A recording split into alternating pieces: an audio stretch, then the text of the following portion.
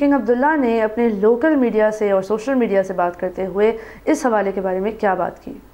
ناظرین، کنگ عبداللہ نے بھی سوشل میڈیا پر اپنا موقف پوسٹ کر دیا ہے۔ انہوں نے کہا ہے کہ وہ غزہ اور ویسٹ بینک سے فلسطینیوں کی نقل مکانی کے خلاف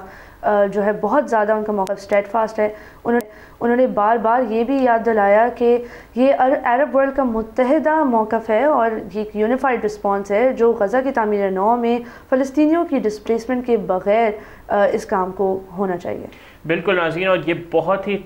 تعریف کے قابل یہ موقف ہے اور ہمیں امید ہے کہ جو بھی آگے ہوگا وہ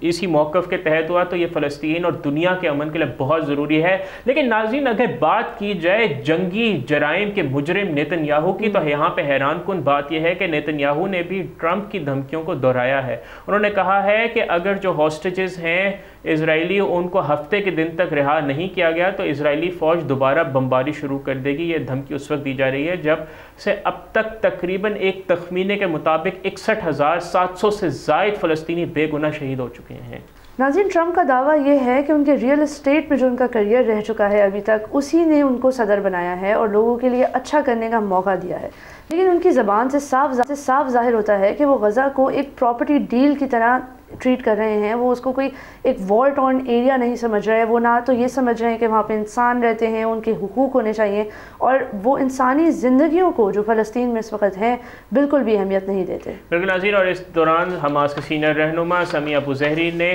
ڈونلڈ ٹرمپ کی دھمکیوں کو مسترد کر دیا ہے اور انہوں نے کہا ہے کہ جو ہاسٹیجز ہیں یا جو مغوی ہیں ان کی رہائی صرف اسی صورت میں ممکن ہوگی جب جو سیز فائر کا معاہدہ ہے اس کی شرائطی پابندی کی جائے۔ انہوں نے مزید کہا کہ دھمکیوں کی زبان کی کوئی ویلیو نہیں ہے اور یہ صرف معاملات کو مزید کمپلیکیٹڈ کرے گی۔ بالکل، اور الجزیرہ کے نمائندے حمزہ سلوط نے بھی کہا ہے، عمان سے رپورٹ کرتے ہوئے انہوں نے یہ بات کی کہ اسرائیلی فار رائٹ لوگ غزہ پر کمپلیٹ فائر سٹارم کی بات کرتے ہیں، لیکن یہ سمجھنا مشکل ہے کہ 15 ماہ کی جنگ کے بعد جب غزہ کا زیادہ تر حصہ ملبے میں تبدیل ہو چکا ہے تو نیتن یاہو کیا مزید تباہی کرنا چاہتے ہیں، یہ سوچ سمجھ سے باہر کی بات ہے۔ بالکل ناظرین، اور اگر ہم غزہ کی منسٹری آف ہیلتھ یعنی ان کی وزارت صحت کی بات کریں تو اس کے مطابق اکتوبر 2023 سے اب تک 48,219 فلسطینی شہید ہو چکے ہیں اور 1,11,665 فلسطینی زخمی ہوئے ہیں۔ ناظرین، لیکن غزہ کی جو حکومت کا جو میڈیا آفس ہے انہوں نے جو شہادتیں ہیں ٹوٹل فلسطینیوں کی جو ڈیتھ ٹول ہے اس کو اپڈیٹ کر کے 61,709 کر دیا ہے، کیونکہ بہت سے لاپتہ افراد جو ملبے کے نیچے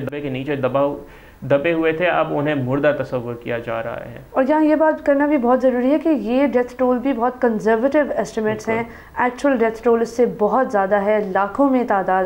اس وقت اس کو ڈسکس کیا جا رہا ہے۔ لینسٹ نام کا ایک برٹش میڈیکل جرنل ہے جس نے ان فگرز کو بہت زیادہ اپڈیٹ بھی کیا ہے۔ یہاں آپ کو یہ بھی بتائیں کہ جارڈن کے فارن منسٹر نے بھی اس متبادل پلان کا ذکر کیا ہے۔ انہوں نے کہا ہے کہ مصر کی قیادت میں ایک متبادل پلان یا کاؤنٹر پروپوزل تیار کیا جا رہا ہے، اور کچھ مبصرین کا خیال ہے کہ ٹرمپ کا پلان دراصل ایک نیگوسیشن ٹیکٹک ہے، وہ اس پلان کو ایکچولی ایگزیکیوٹ کرنا نہیں چاہتے۔ لیکن یہی بات لوگوں نے کہی تھی جب ڈونلڈ ٹرمپ کے الیکشن کا وقت تھا اور تب کلیئر نہیں تھا کہ ڈونلڈ ٹرمپ جیت رہے ہیں۔ کئی لوگوں نے کہا تھا کہ امیگریشن کے بارے میں جو وہ کہتے ہیں وہ ایکچولی یہ سب نہیں کریں گے، گلوبل ایڈ فریز کے بارے میں جو وہ کہتے ہیں وہ ایکچولی یہ سب نہیں کریں گے، لیکن انہوں نے وہ سب کیا اور وہ اس سے بڑھ کر بھی یہ تمام چیزیں کر رہے ہیں۔ جو عرب ممالک سارے وہ کاؤنٹر آفر لے کر آئیں گے، یہ انہوں نے دعویٰ کیا ہے، لیکن سوال یہ ہے کہ کیا ٹرمپ اس متبادل پلان یا کاؤنٹر آفر کو تسلیم کریں گے، کیا وہ اس کو کنسیڈر بھی کریں گے؟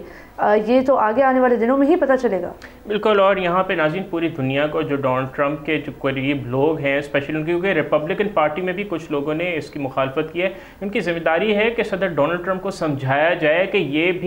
یہ جو دیرپا امن استحکام ہے یہ بہت ضروری ہے غزہ میں، اور کیونکہ صدر جو ڈونلڈ ٹرمپ ہے وہ خود جنگوں کے خلاف رہے ہیں تو ان کو سمجھانے کی ضرورت ہے کہ یہ جنگ بھی بالکل نہیں شروع کرنی چاہیے، کیونکہ ناظرین جو غزہ کے لوگوں کی اپنی زمین سے محبت کا اندازہ اس بات سے لگایا جا سکتا ہے کہ جو سیز فائر کے دوران لاکھوں لوگوں نے پیدل چل کر شمالی غزہ کا رخ کیا، باوجود اس کے کہ اب وہاں پہ کچھ نہیں بچا تھا، تو وہ اپنی زمین کے لیے وہ کچھ بھی ہر